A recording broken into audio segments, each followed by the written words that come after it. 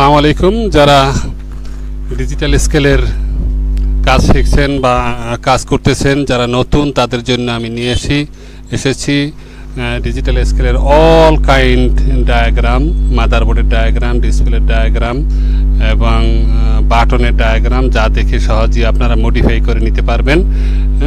এখানে ওই যে সমস্ত বাটনগুলোর যে ডায়াগ্রাম করা আছে, এক মাদারবোর্ডের সাথে অন্য ডিসপ্লেগুলো বাটনগুলো কিভাবে সেট করবেন সেটা আর মডিফাই করে নিয়ম দেওয়া আছে, সহজেই অতি সহজেই সবাই এটা করতে পারবেন।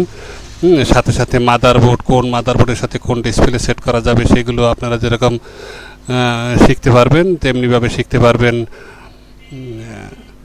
ডিসপ্লে সেট করা। যে কোনো মাদারবোর্ডের সাথে অথবা যে কোনো ডিসপ্লের সাথে যে কোনো মাদারবোর্ড আপনারা যাতে মডিফাই করে লাগাতে পারেন সেই সমস্ত নিয়ম কানুন এবং বিস্তারিত